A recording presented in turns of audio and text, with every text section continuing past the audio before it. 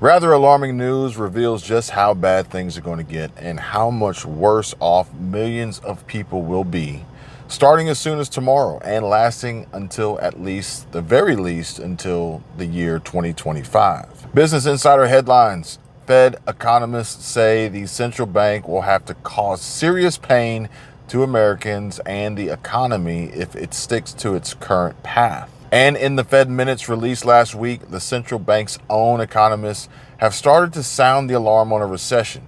Among other warnings, officials said inflation's not going away anytime soon.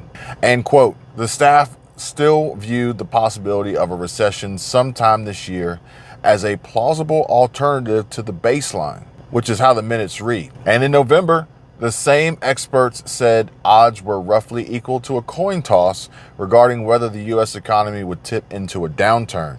But now the economists are all highlighting the ballooning pressure on asset prices. Very worrying indeed. And Jerome Powell, for his part, has insisted that the Fed's 2% inflation target is set in stone. But that bull-headed stubbornness could cause a lot of pain for Americans and the economy. Actually, a lot more pain when you really sit and think about it. And for the central bank to reach that inflation goal, it would need to create a deep recession and more than double the unemployment rate. And this is according to a recent paper from the Cleveland Fed. So I hope you're all preparing for the wipeout that is coming. Many of you will potentially be at risk of losing your jobs, and countless more will become financially challenged as the burden of this economic collapse bears down on you, your family, and tests your preparedness. Will you survive this crash, or will you too be poor and likely suffer through this recession that is rapidly approaching? The authors of the report see inflation hovering at 2.75% by the end of 2025. That's a long time away, folks. And based on their models, they added that the unemployment rate would have to climb to 7.4% for 1 year, one whole year, if the 2% inflation target is to be achieved. That's a long duration of pain. Now, please note that the jobless rate today stands at 3.4%.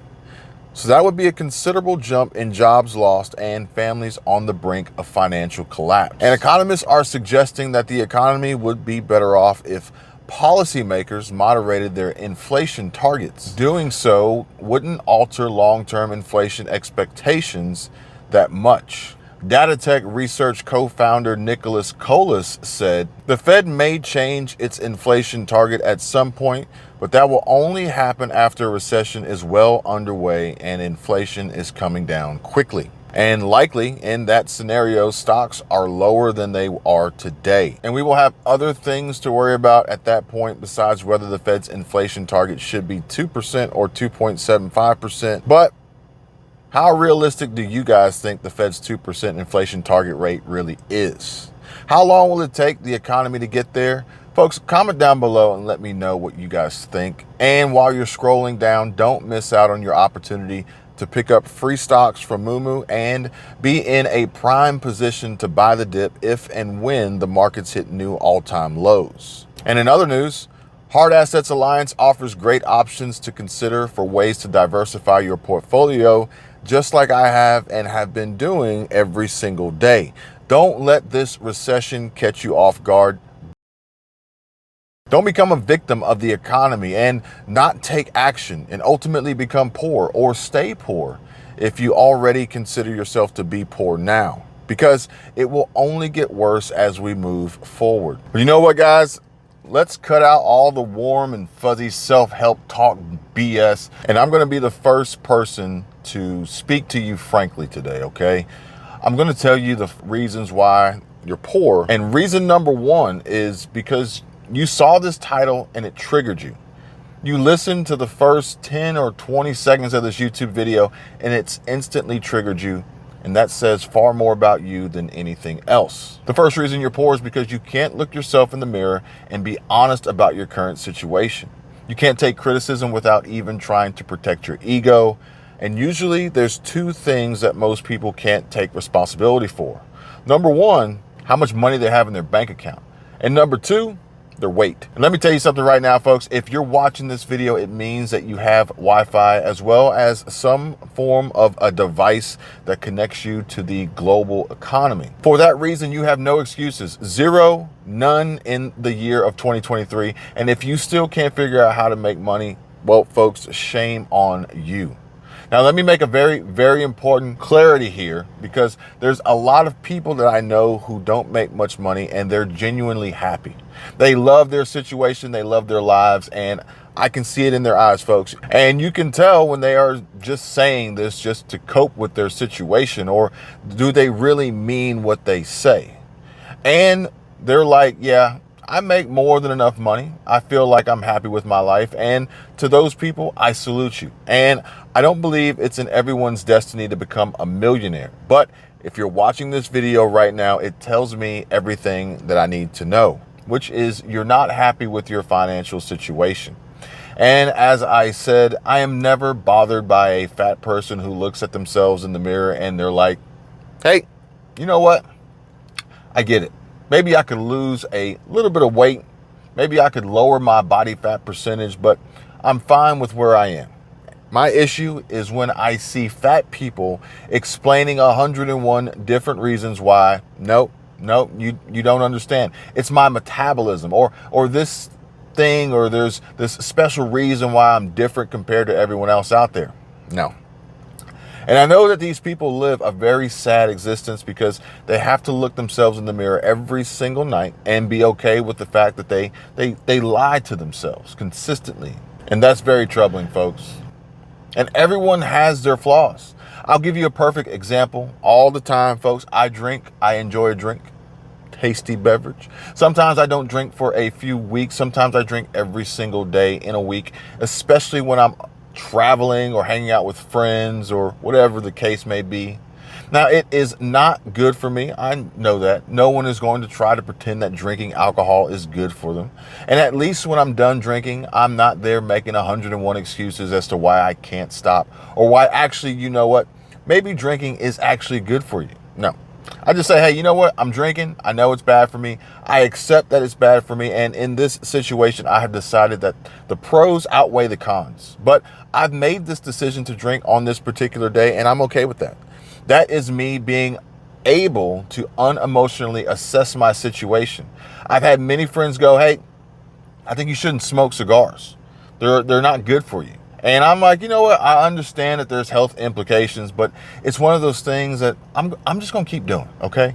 But the point is, when someone gives me that sort of criticism or constructive criticism, I can look at things objectively and I can assess the situation without getting triggered, without feeling like a person is attacking me, without feeling that I'm fundamentally a bad person or I'm flawed just by looking at things critically. The first reason you're poor is because you cannot look at your life critically without your little ego getting shattered and without feeling like you have to make 101 different excuses for the reasons why you're in the situation that you're in right now. Now, speaking of identity, identity is a funny thing because I feel as though in the world right now, everyone accepts that you can change your identity and you can shift your identity. You could be a fan of one sport and then the next year start getting a keen interest in another sport. And then now your identity as a sports fan has changed. You could be very into street style and identify as someone who dresses a little edgier. And then the next year you change your identity to someone who dresses a little bit more on the classic side. Look, we're even in a situation where some people wake up on a Tuesday without changing anything about their physical appearance and decide, you know what? I am now the opposite gender. I've done nothing to my body, but I just identify as the opposite gender now. Let's get this straight, folks. I can wake up tomorrow and I can identify as a girl if I wanted to. Change nothing about me, and the woke liberals will give me a round of applause, and yeah, you get it. You get the point. But can you wake up tomorrow and stop identifying as poor and immediately start identifying as rich? Well, let's really unpack that. The modern world believes that your gender, that's your identity, and you can just wake up and change that. But your financial situation, that's not so much the same. All those people who have no money They don't identify as poor. How dare you? It's just a very funny world we live in. You need to understand that your financial situation is 100% an identity. Now, bear in mind, 200 years ago, I would not have said the same thing. Really, ever since 1840 or something like that, when the Bible actually got translated from Latin into English, basically ever since the last 500 or so years, information has started becoming democratized. People can pick up books and they can start reading. But the point is, even let's just say 100 years ago, it wasn't the way it is now. The way it is now, literally everyone watching this can log online and get the same information that someone else used to go on to make $1 million, $10 million, $100 million. They have access to the exact same information, yet you're stuck in the same place. So you must ask yourself why. And that is because you're 100% identified as someone who is poor. It is lodged very, very, very deep in your subconscious mind. And by the way, folks, I know what that's like. But what you need to understand is that a lot of these things that are in your subconscious mind can be programming from your parents. You could have been growing up being taught that money is the root of all evil. People who cheat and lie are the ones who get money, whatever it is. And by the way, whoever taught you that stuff, a lot of times it can be a defense mechanism for them. Growing up poor, you tend to create these defense mechanisms, and you learn and you get programmed with these things at a young age. And then unfortunately, it becomes the cancerous thought for the rest of your life. Just like the first point, you should be able to look at your situation and unemotionally evaluate that you are not where you want to be financially, yet you should still be able to wake up the next morning and instantly identify as rich. Instantly identify and embody the characteristics and the mindset and the trait of the version of you that is financially abundant.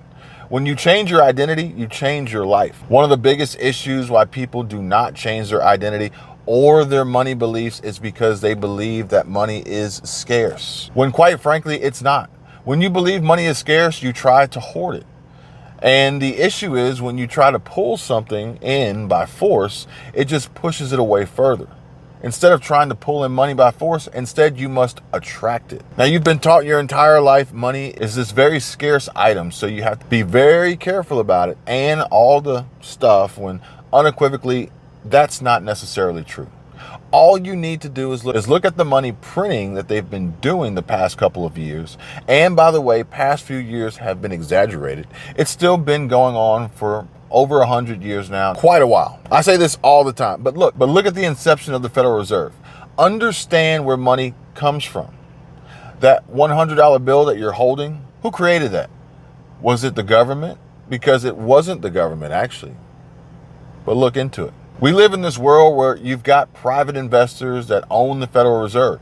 The Federal Reserve then gets to print money that the government borrowed. And then the best part is that the law that flows to the banks, so you've got this funny money that's backed by nothing. And the best part is then it gets sent to the banks where they use something called fractional reserve banking, which means they only need to hold a reserve. A tiny fraction of those funds need to be held in a reserve. Then they can take that funny money and multiply it many, many times over. The reason why I say all this to you is to prove that money is not scarce, because they print it and it's really backed by nothing. It's valueless. Only value is the perception, the mental perception that you've put around it. Now, when you start to realize that the world's monetary system as we know it, then it becomes very easy to understand that money is not scarce.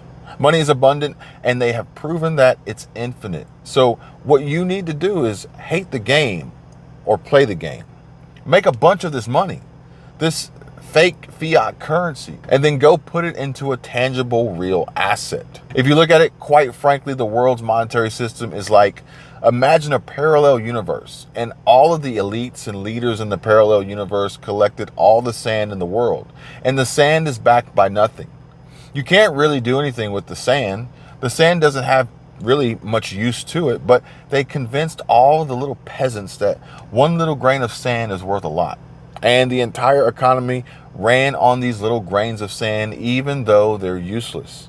Now, you can't really do much with them, and all it is it's just the belief that these little grains of sand is worth something or can buy you something. But what happens when the curtain falls? The show is over, folks, and people realize that the sand is worthless. They've been lied to this entire time. Well, ladies and gentlemen, welcome to the world's financial system in the next 5, 10, maybe 15 years, which is why if you know how to do things right over the next decade or so, you can collect all of this funny money and then buy real, tangible things with it, things that have actual value to them. That's the next reason you're poor, is because you've not educated yourself on what money really is. Where has it come from?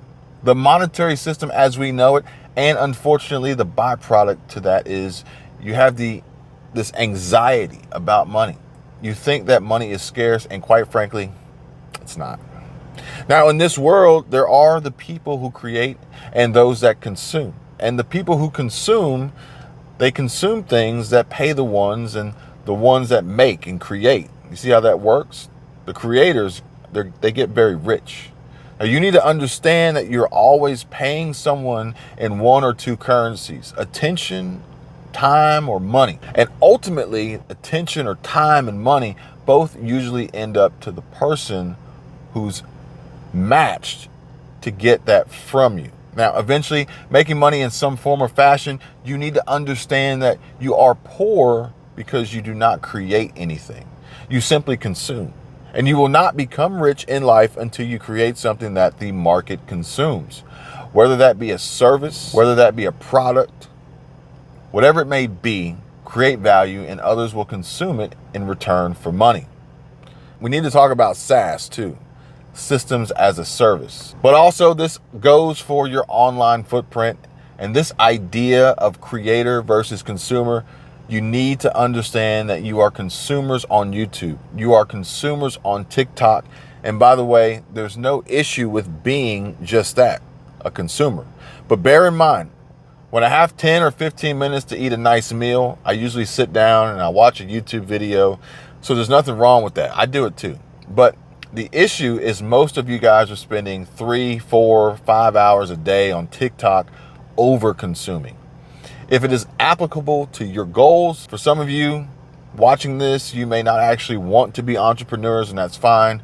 I know some of you watching this, you work in great jobs and have a social media presence, and creating online doesn't really contribute to you working up through the company and eventually becoming, let's just say, a COO or the CMO at your company. If that's the case, delete all these stupid apps off your phone, delete Instagram, delete TikTok. They have zero use to you. But if it's applicable to you and what you want to do in life, then start creating alongside consuming. Just remember, the last reason that you are poor is because you are way too far into the consumer field rather than being a creator, either digitally or in terms of what you're actually creating with products or services. Remember, SaaS. Now, ladies and gentlemen, I want to end off this video by saying that I appreciate every single one of you, and I will be intense with you sometimes from time to time, because I've noticed on YouTube sometimes it just feels a little too soft. Like all these podcasts and all these YouTube channels, they just want to make you feel better. But I just want to talk to you guys frankly. Now, this video was good, and I wanted to light a fire inside of you. I hope you guys feel that. But now you need to actually lock in this knowledge by watching my other videos. Watch my previous videos. These videos will allow you to be unstoppable. And I want to warn you guys that right now, with the current situation that we're in, with the likelihood of millions of Americans losing their jobs, a recession, a reduction in income, people feeling the pain at home, families, balance sheets suffering as the Fed pushes towards this 2% target inflation rate, high amounts of unemployment and job loss, people are going to get desperate. They're going to get worried. They're going to start looking for opportunities. And I want to warn you folks that some of these opportunities that present themselves may be worse off than what they appear to be. One of which being investing in franchise opportunities to build businesses and gain access to immediate revenue and marketability of a company I got some real world first person, boots on the ground, insider intel of how this can potentially be a godsend and a blessing for those with the financial means of actually buying into and investing into big brand, big name franchise opportunities, but could also be detrimental to your family, your personal financial situation, thus making things worse than they were before you try to solve this problem by getting even further buried into this downward spiral of economic pain and economic collapse. Folks, there's a ton of opportunities and a variety of ways that you can achieve these goals. You can climb out of this identity of being poor. Remove that thought process from your mind. Improve your financial situation for you and your family. And I'm providing you with that information on each and every video that I create. I hope you guys take this information and use it to improve your situations and not let the challenges that we are bound to face with this current economic crisis unfolding. We are on the brink of a financial collapse, but that financial collapse is going to be felt by those who are not prepared, those who lack the knowledge, the skill, and the education, those who don't take action, and those who struggle to look themselves in the mirror and tell themselves the truth. But folks, remember, it's more than just saying it. You got to actually make it happen. A goal is nothing more than a dream or a wish. Your goals need to become plans that have actionable steps and a strategy towards becoming prepared and surviving, thriving. 2025 is a long time, folks, to go without. I hate to see you and your family struggle as a result of the next round, the next wave of layoffs and job loss announced on the news on Monday. Please, heed the warning signs, make something happen. Improve your financial situation, begin to invest, begin to save, begin to make more money, begin to build businesses. And if you need help, well, you know where to find it. You guys take care, be safe. I'll see you real soon. Bye.